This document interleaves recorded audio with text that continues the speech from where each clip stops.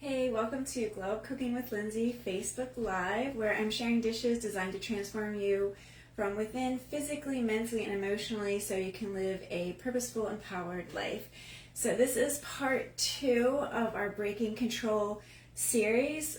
We are making over some Thanksgiving Day favorites that tend to be a little bit preset, hence controlled. Making them over just a little bit, giving some nip and tuck to help us to promote the mindset shift away from control, because whether you're controlling yourself or someone's controlling you, it is not good and you will miss out on your purpose. But it can be a little uncomfortable, but luckily we have cooking. We can do stuff in the kitchen to help us. So we are doing green bean casserole, and we are going to get started cooking right away.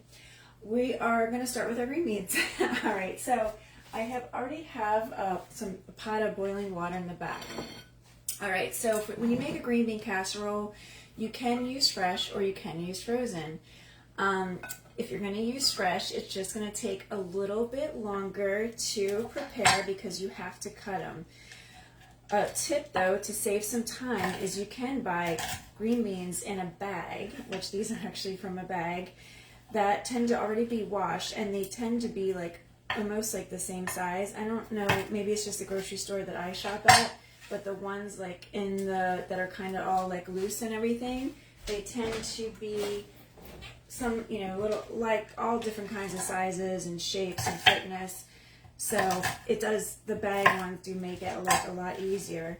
So I like to cut them in 1-inch pieces, just at bite size. So what I'll do is I'll take a handful and I'll line them up, and then I'll use my hand to get the ends, because you always want to trim the ends, because they tend to be, these green beans aren't that bad, but some green beans have that really stringy end.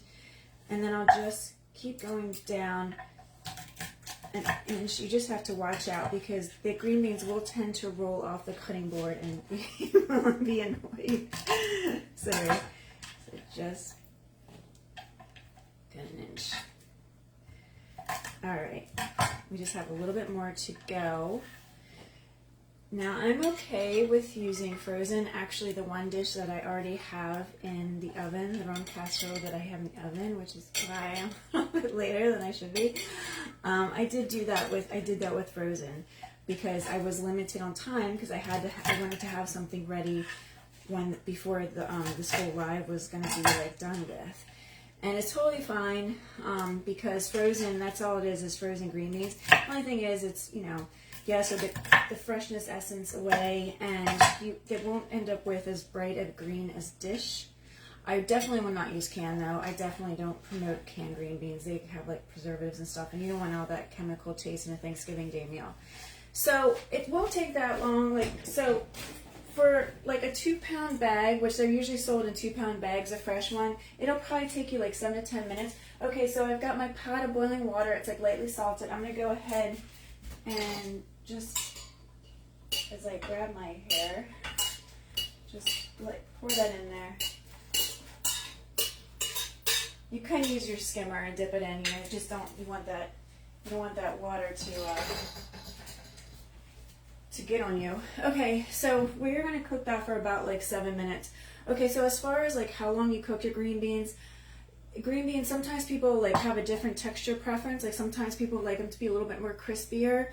I personally like them really soft, and I think that's usually how they are in a green bean casserole. So yes, we are changing up the green bean casserole, but if your relatives like soft, and even you like soft, unless you really want to make it firm, I would just kind of cook it till you get that softness that you're looking for, because once we bake it, it's mostly already going to be that texture anyway. So just allow that to cook for 7 minutes. And while that's cooking, we are going to work on the sauce. Let me move this, because we are very limited in space here. Let me put this here. Okay, so we are not making a mushroom sauce, or we're not using canned mushroom, obviously, because, that's full of preservatives and stuff like that. We are going to make one, though, that is dairy-free and is very protein-rich. So for our cream base, we are going to be using silken tofu. So this is one package of silken tofu. Alright. Then we're going to add some dates. These dates, you want them to be softened, so I've been soaking them in some water.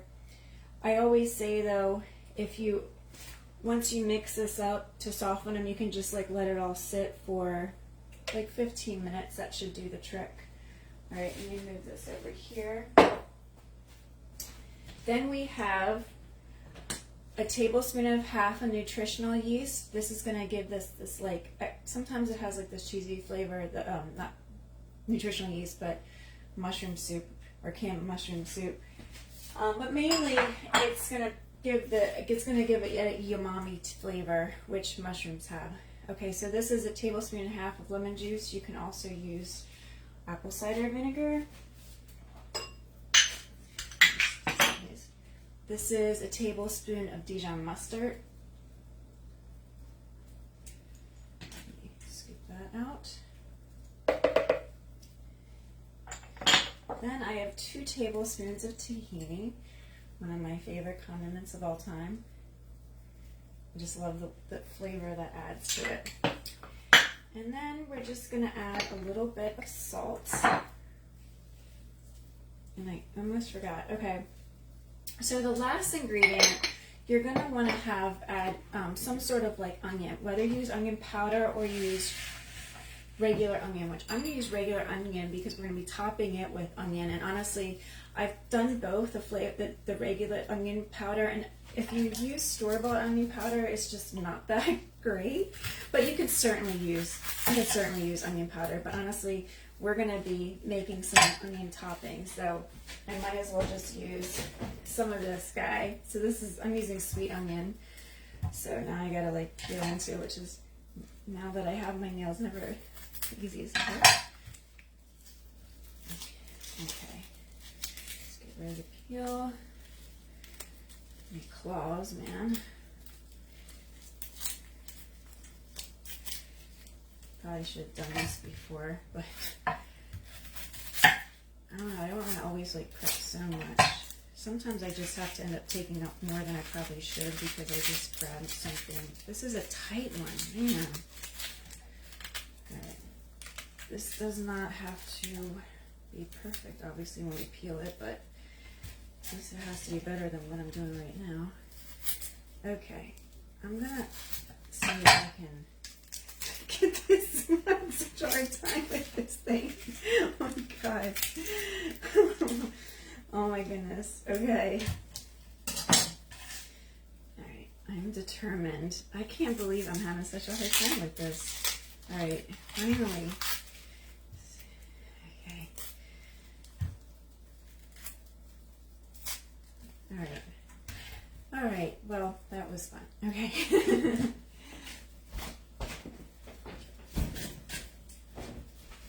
Okay, so I'm just going to go ahead and peel off, or cut off the end here.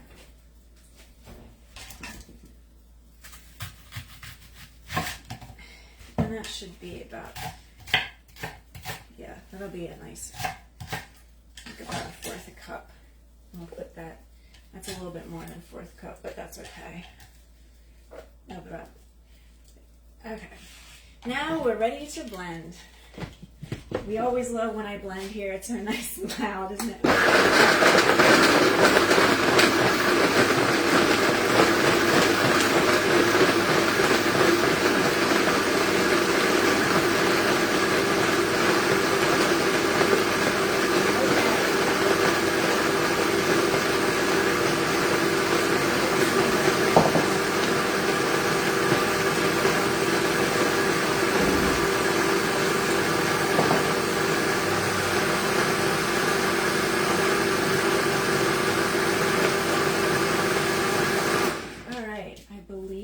Ready.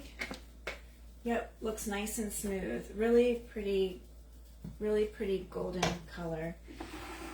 You should always test your sauces after you finish them and add more salt. I never do that on here. Okay, so I had already blanched some of these green beans before, so you can see how nice, pretty green they are. And then again, the bitiness is out of it, but you're still left with beautiful green. I believe these are ready.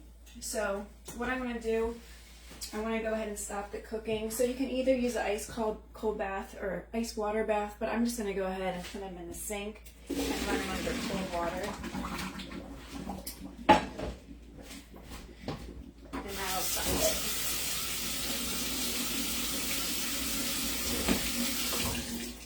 Okay, let those drain. Okay. That's good. It's a little draining a little bit. Let's shake it. Okay, and I'm going to add it to the bowl. So right now this is 2 pounds of green beans. And you'll see, I mean, I think it would make enough for like a small family gathering.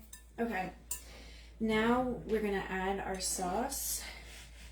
I just want to make sure there's not like a bunch of extra water. Sorry, I just can't. That would be like really bad. Hold on. I'm a little paranoid. I just want to make sure it's not. I mean, I've pretty much like got the water out. Even though there's water in the dressing, I just don't want it to be too waterlogged. Okay. That stuff was probably not necessary, but it was all right for me. Okay, so now we cover it with our pseudo sauce, which is so delicious. And we're going to fold it together, mix it in with the green beans. I like to use a spatula to like, just as easier, and you're not going to break up these beautiful green beans because we want to keep them whole. Okay, so you'll see I do have a little bit extra. I like my green beans really. I love sauce on anything, so use as much as you can. I am testing it out right now to see if I can freeze it. I will let you know when I find that out. But anyway, so nice and covered. Okay, so we're ready to bake it. So we want to use a dish. Time saver tip, also a great presentation tip. Use an oven to table dish. Sorry. Use an oven to table dish. I love using white dishes. I think they always look beautiful on the table, and especially since you might be a guest at a Thanksgiving, you're not really sure what kind of tablescape they will have. So this will fit in. You won't clash with their color scheme if they have one. Okay. So just go ahead and like spread it out. And then we're going to pop this in the oven at 350 degrees. And I'm just going to go ahead and finish it off with the sauce because I do have a little bit and I just do not want it to go to waste. There you go. Beautiful. And I'll just mix that in. Okay.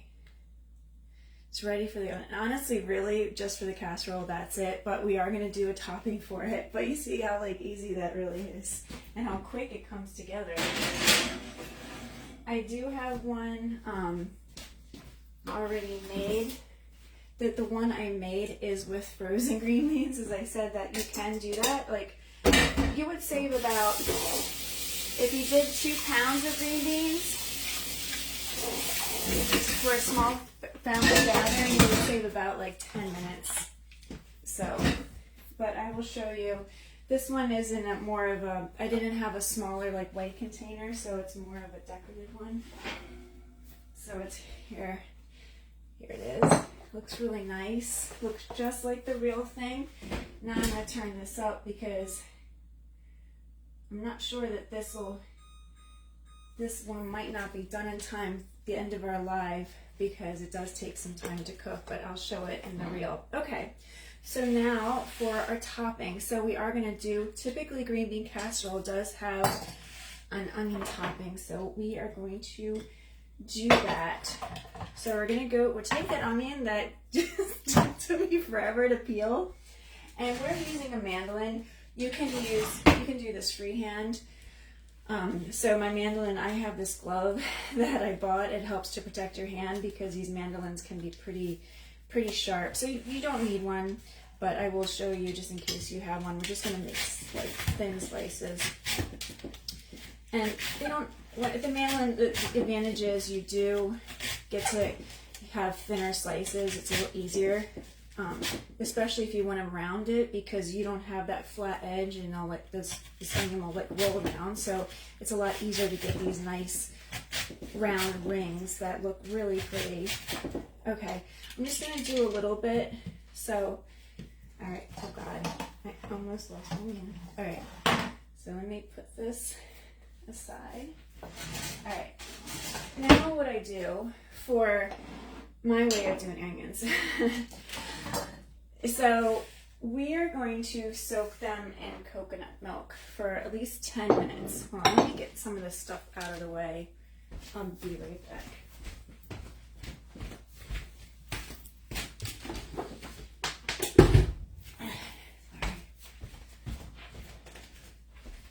Okay, so I like to use coconut milk for my breading.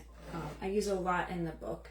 I've just found just by testing that it actually works, and it's a dairy-free alternative. And so what I like to do is I've already added the coconut milk in here. I sometimes will use coconut cream and add water just till I can get the consistency I want, because I want something that's a little bit like thicker. So I'm going to go ahead and just place these onions in here. Let me take this out. All right. And what I do is I like to just at least soak them for 10 minutes. I just kind of feel like it helps the milk just glue to the onions. And then I don't know if it's really necessary, but I saw somebody gave me the idea to do it one time. I was watching a show, now somebody gave me the idea, and then I did it.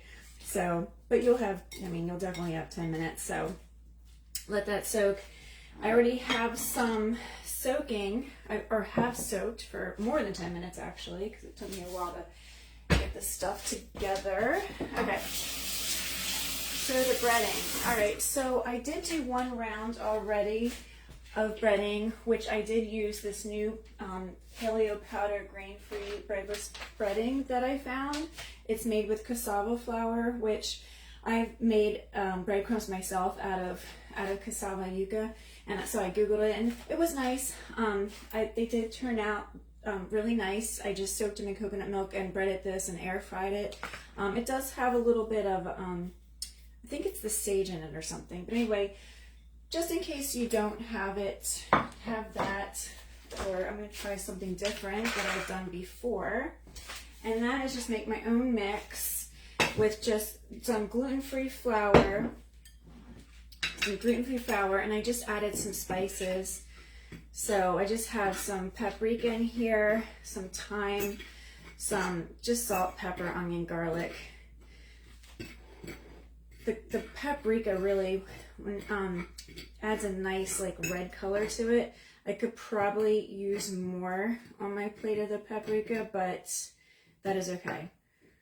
I kind of ran out. So we'll just do this. So I just want to show you how when I bread stuff, or okay, so I'll take, and I've learned to break the rings up. It's just much more appealing that way rather than a clump, I found.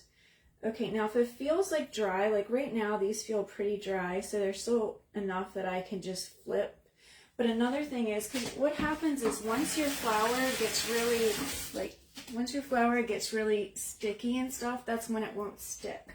So that's why a lot of I do like the spoon over method, which you just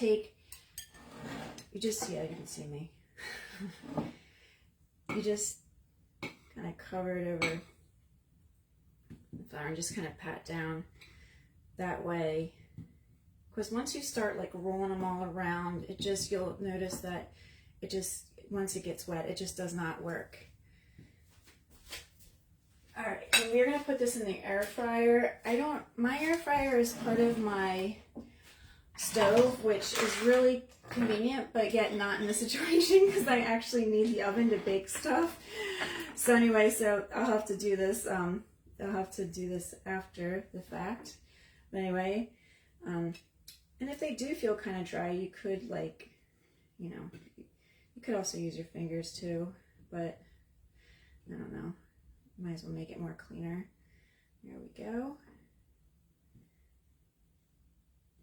See, it's sticking nicely. And so you can kind of see a little bit of the red from the paprika. Definitely want a lot more because that red will just be beautiful on top. I'll just do a few more. I think you guys like got the idea. And then always too, you want to maybe in between kind of spread it out more and kind of land your onions where there's like, you know, more coverage. Okay, let's do a few more. And then you place them here. All right. Perfect. All right, well, okay, so these will go in my air fryer. I'll have to wait till my other green bean casserole is done. And what you're gonna do, oh man, it's looking good, but it definitely needs to be, hold on one second. My oven, it is one of those where you have to turn the temperature to you have to turn the temperature and you have to press start or else it doesn't go. And I forget, I've had this thing for like 9 months now and I always forget to press the start button. So anyway, okay, so let's get back, let's finish this up as much as we can. Like I said on the, I'll do a little reel to show the other one to see the final result of the fresh one, but you might as well see this last bit. Oh, okay. All right, so here we go with our green bean casserole. We have our fried onions, our gluten-free fried onions, and you just top them however you want. See, this is one where I did like a few together. I just think they look a little bit better when they're more like skinny like this. Just think then it kind of, then you can place them and you can really see, because we still want to see like the green beans. I feel like I'm making like the Olympic rings or something. But anyway, you guys can get a good look there. I will go ahead and I will cut one out and I'll put it on a dish so you can see it even better. Alright. Let's see, what am I going to use to get this out? I'm going to use my handy fish turner. I love using these things to spoon things out because they're nice and like thin. Okay, so I'll just break in there. I worked so hard to get those rings and I just broke them off. I'm like, oh, okay. Well, obviously, green bean casserole doesn't stick together. It's not like there's eggs in here or anything. I'm going to use my other fish. I want at least to try to make it a little cleaner when it comes out, even though obviously, so I always want to kind of cut through the ends. Oh man, okay, well, I mean, I guess this would, look at me all like worried, but this is what a green bean casserole is supposed to look like. It's supposed to be like falling apart and everything. Sometimes you hear the word casserole and you think it's supposed to stick together, but this guy does not. We'll finish off with some little bling just to make it, but I think it looks great. It smells great. I know it's gonna taste great. And I mean, it's so nice we're still keeping tradition, but we're just changing it up a little bit. And what's better is that we're making it more healthier. So I really thank you guys so much for watching. I have one more episode for this series and we're going to be doing stuffing, and I'm going to be using something for breadcrumbs or the bread croutons that you probably never have used, but again, we're changing things up and it's going to be gluten-free. So again, thank you guys so much for watching, and I will be sharing this recipe up at NutriCouture.com by Thursday. Bye. Have a good night.